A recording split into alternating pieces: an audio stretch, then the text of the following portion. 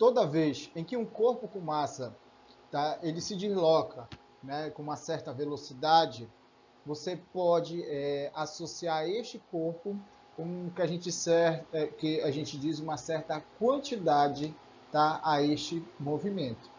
A quantidade de movimento ela será, né, dada pelo o produto dessa massa que se encontra em movimento, tá bom?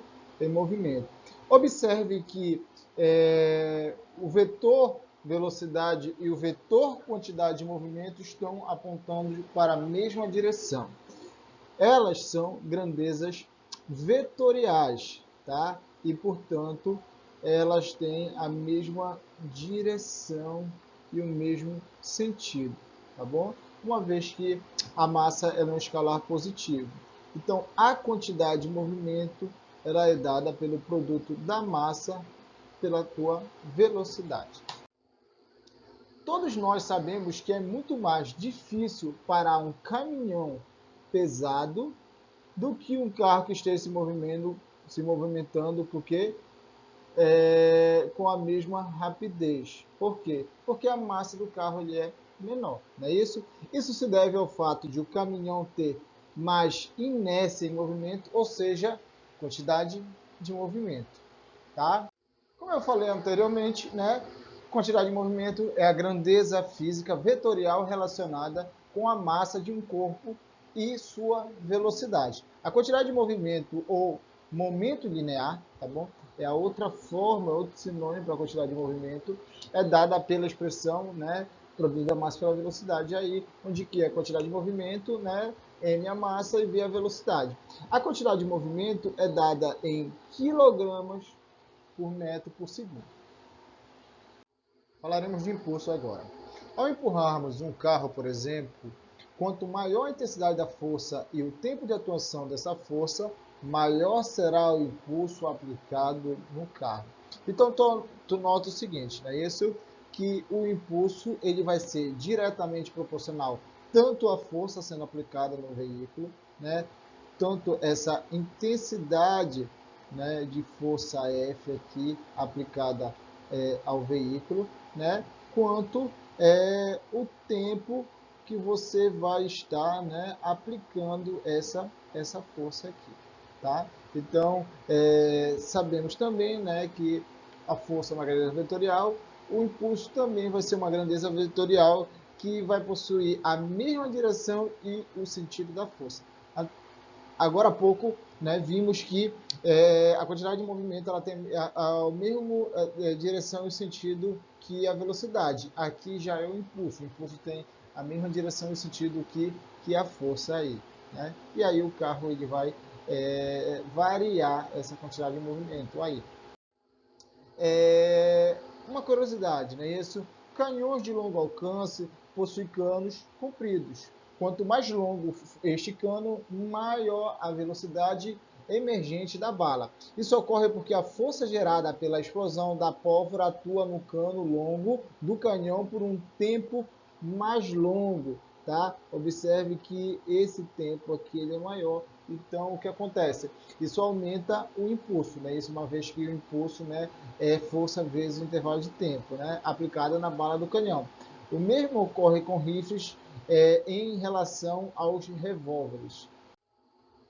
Agora há pouco, né, vimos que o impulso ele é a força, né, vezes o intervalo de tempo, tá? Os dois, né, sendo grandezas vetoriais, né, mesma direção e mesmo sentido. Isso aqui serve, né, essa fórmula ela é válida quando a força ela não mudar no decorrer do tempo, ela for constante, tá? Quando a força ela não variar no decorrer do tempo, ou seja, ela for constante, você vai ter essa característica. Porém, né, quando a força aplicada não for constante ao longo do tempo, a intensidade do impulso pode ser calculada através da área, né, da área do gráfico, força pelo tempo, como o eixo do tempo, né, conforme a seguir. Então, essa fórmula aqui, né, essa área aqui, né, quando você calcular, né, você vai ter o impulso aqui dessa força. Tá? É importante dizer que o cálculo da área ele serve tanto quando a força ela for constante, tá bom?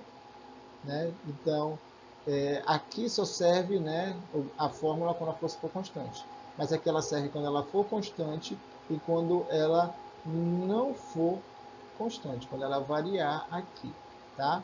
Então, quando você calcular essa área, né, do gráfico, né, o gráfico força pelo intervalo de tempo, você tem o impulso. Suponha que você está passeando com seu veículo pela grande capital Belém, né, e como a gente sabe, é uma cidade que ela é bem provida de mangueiras. E aí você resolve estacionar o seu veículo embaixo de uma delas, tá? E a pergunta é, qual, né, local você vai escolher, né? Uma mangueira com mangas verdes ou com mangas maduras? Para isso você tem que se perguntar, né, qual manga vai dar o maior prejuízo. Se você lembrar, o teorema do impulso, que é força vezes intervalo de tempo, para o mesmo impulso, né, quando ele atingir o veículo, a manga que permanecer, né, com mais contato, né, para o mesmo impulso, enfatizando isso, tu necessitará passar menos força, né? Isso vai ter uma menor intensidade de força, consequentemente menos dano.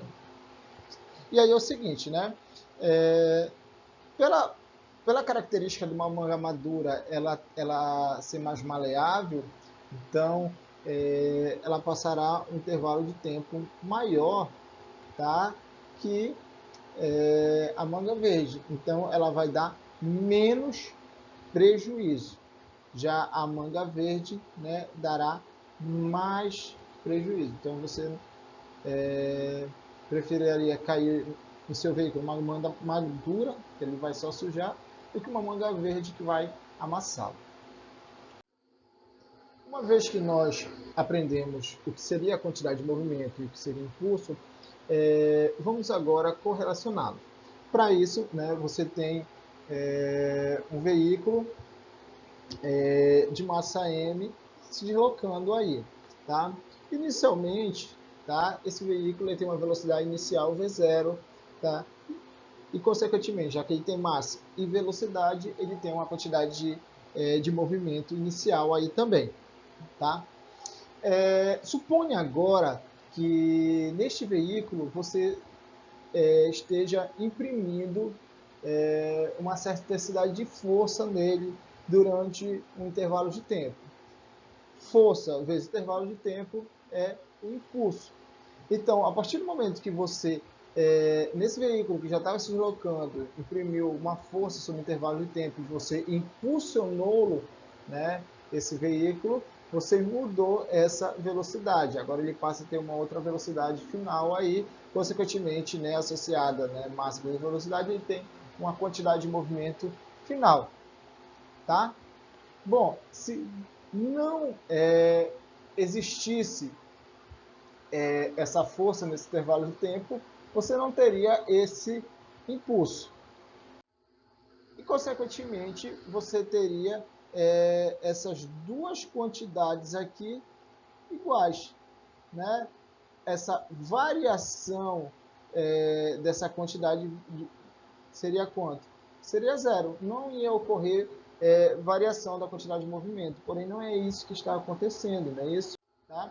Uma vez que ocorre isso, né, você percebe que quando você aplicou o impulso, ocorreu uma variação na quantidade de movimento. Né? E você observou então que a quantidade de momento inicial ela é diferente da quantidade de movimento final. Então você tem aqui o impulso como responsável pela variação da tua quantidade de movimento. Te lembra, né, que a quantidade de movimento é a quantidade de movimento final, tá? Vou colocar em formato de vetor, menos a quantidade de movimento inicial. Aí tu tem o que a gente chama do teorema do impulso, que casa a ideia, né, do impulso com a variação da quantidade de movimento.